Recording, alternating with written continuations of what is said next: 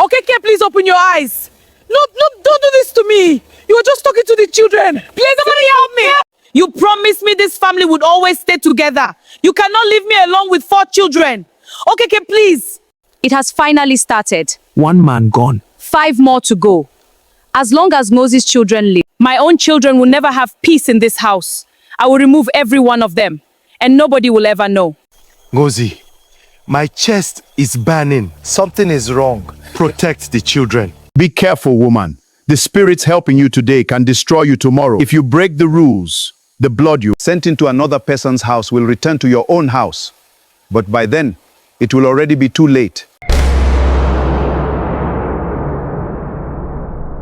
Before that terrible moment, before blood touched the ground inside the peaceful village of Umwed, before cries swallowed an entire family, there was once peace inside Okeke's home. Back then, his compound was one of the happiest places in the village. Every morning, the sound of laughter filled the air before the sun fully came out. Okeke's 2 sons would already be chasing each other around the mango tree while the girls followed their mother around the kitchen area helping her prepare food for the family. Sometimes Ngozi would pretend to be angry when the boys played too rough, but deep down she enjoyed hearing their laughter. Their home felt warm and alive.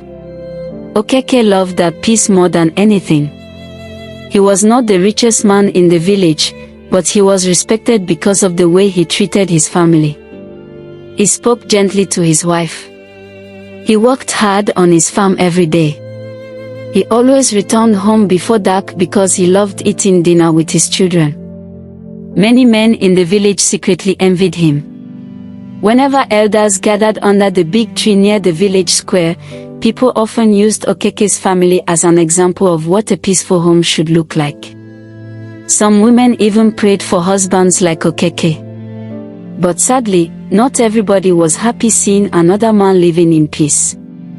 Okeke had a close friend named Basi. The 2 men had known each other for many years, and because of that, Okeke trusted him deeply. Anytime Basi visited, Ngozi welcomed him respectfully because she believed he was a good friend to her husband. But Diechi didn't know that he would later be the one to destroy her peaceful home. And that he carried poison inside his heart. One evening, after working on the farm, Okeke sat with Basi drinking palm wine outside a small local shop near the village square. Men laughed nearby while music played softly from an old radio. That was the evening everything slowly began changing. Basi looked around at the other men before leaning closer toward Okeke. He laughed softly and asked him if he knew that some people in the village saw him as a weak man. Okeke immediately froze and took down the cup his Winnie was holding on his hand. He asked why anybody would think such a thing. Basi shook his head slowly like somebody feeling pity for a friend. According to him, important and strong men were supposed to marry many wives. He told Okeke that 1 wife was not enough for a respected man. He even claimed some elders laughed behind Okeke's back because he always rushed home to his wife every evening. And that was already a sign of a weak man. At first, Okeke laughed and reminded Basi that he already had peace inside his home, and did not need another wife.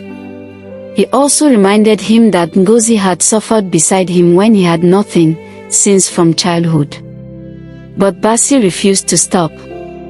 Every evening, he continued feeding those ideas into Okeke's heart.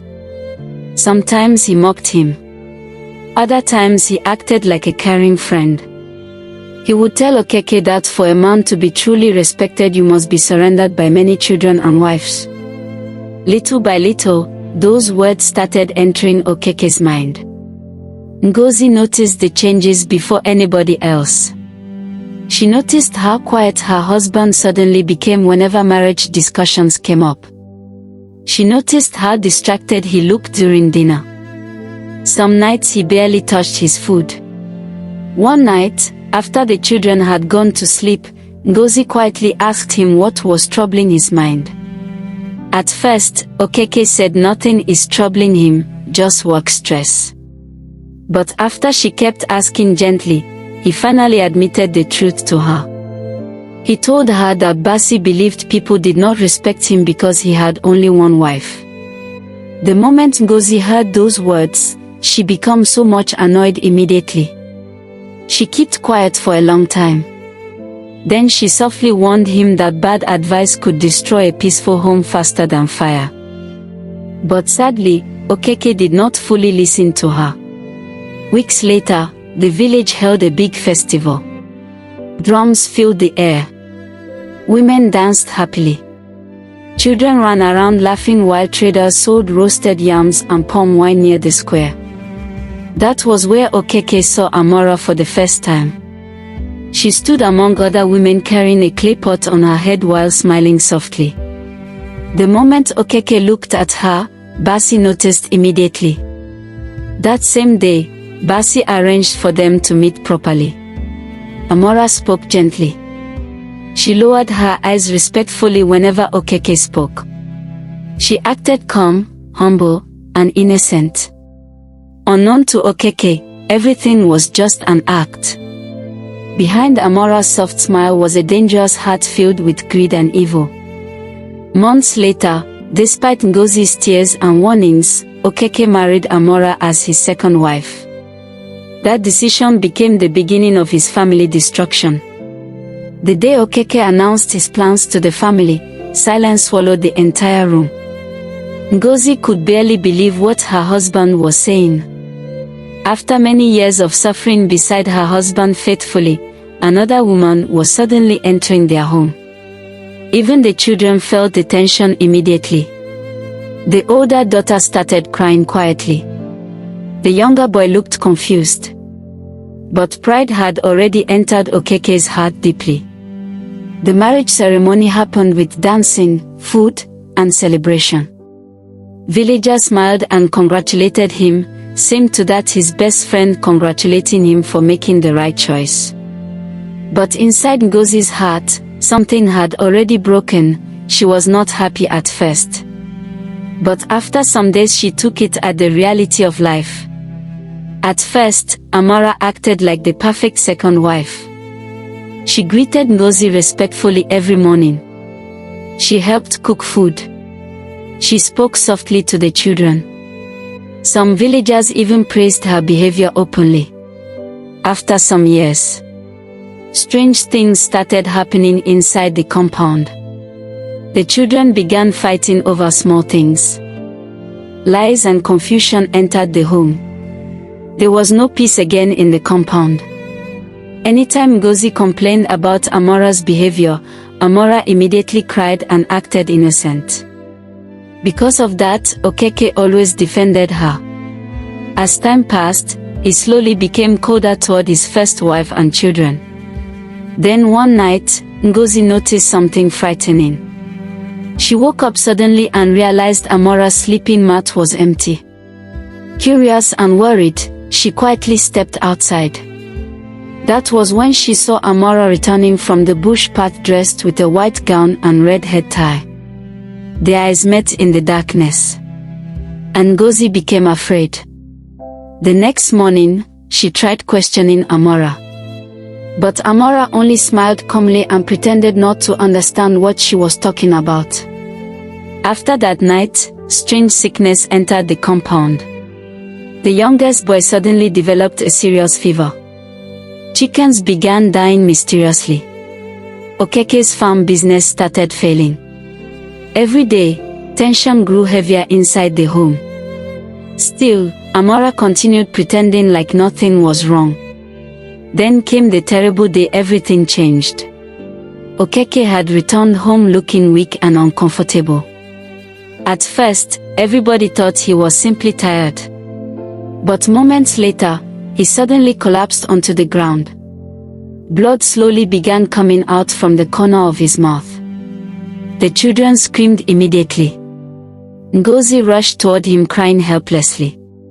She held his body tightly while begging him not to leave her alone. The younger children cried loudly in fear because they had never seen their strong father looking so helpless. Villagers soon rushed into the compound after hearing the screams. Nobody understood what was happening. Some people tried bringing water. Others called for the herbalist. But nothing changed. And while everybody panicked around the dying man, Amora stood quietly inside the darkness near the cooking hut, watching everything with cold eyes. She did not cry. She didn't even move an inch. She only watched silently while the family broke apart before her eyes. From that moment, the peaceful home that once filled the village with laughter finally shattered. And unknown to everybody standing there crying, the true nightmare had only just begun. After Okeke died, fear completely entered the family. The entire village whispered about the strange way he died. People could not understand how a healthy man suddenly collapsed and started coughing blood as if he ate poison.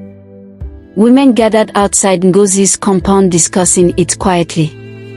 Some believed dark powers were involved. Others were too afraid to even speak openly. Even the old herbalist who examined Okeke's body looked deeply troubled.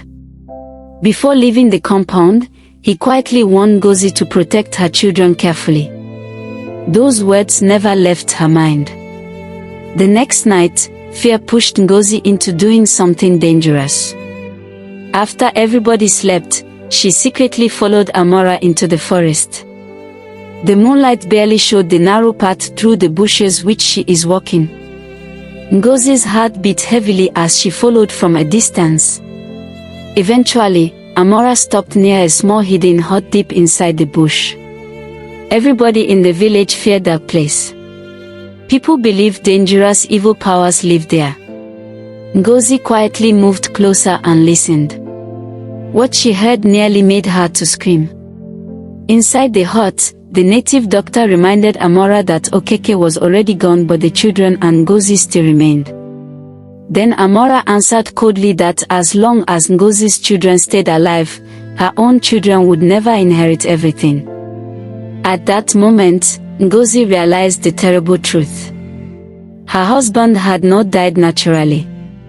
He had been destroyed by the darkness. The native doctor also warned Amora never to break the spiritual rules connected to the powers helping her. He warned her carefully that if she ever disobeyed those rules, the destruction she sent into another family would return to her own house one day. But Amora only laughed proudly.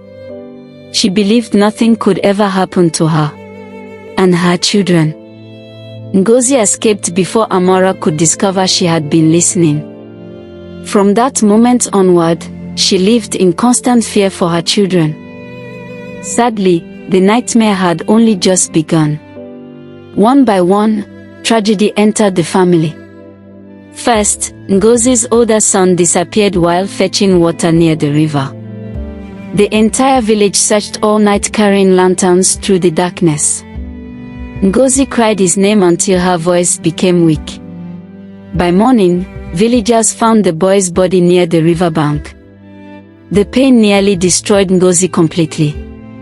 She screamed and held her son's body while villagers struggled to pull her away. Before she could recover from that loss, another child suddenly became sick during the night. Just hours earlier, the child had been healthy and laughing, playing with her siblings. But before sunrise, the child was dead. Fear spread across the village immediately. People began whispering openly that evil spirits were operating inside Okeke's compound. Even Basi, the same friend who pushed Okeke into marrying another wife, became afraid. He stopped visiting often. Whenever villagers mentioned the family, he quickly changed the topic. One afternoon, Ngozi confronted him publicly in the market. She blamed him for bringing destruction into her home, while there is peace in his own home. People gathered around immediately. Basi became nervous and denied everything. But deep down, guilt had already started eating him alive. Soon after that, another terrible thing happened. Okeke's younger brother announced that he would investigate the strange deaths himself. He openly accused unseen evil forces of destroying the family. But after Amora secretly visited the native doctor again that same night, disaster struck. By morning, villagers found the man wandering around the village market square, naked and speaking nonsense to invisible snakes. He has lost his mind completely. That incident filled the village with deep fear. After that day, nobody dared challenge Amora openly anymore. Years later, and one by one, Ngozi lost all her remaining children in painful and heartbreaking ways. The once happy compound became silent and empty. The laughter that once filled the home were no more.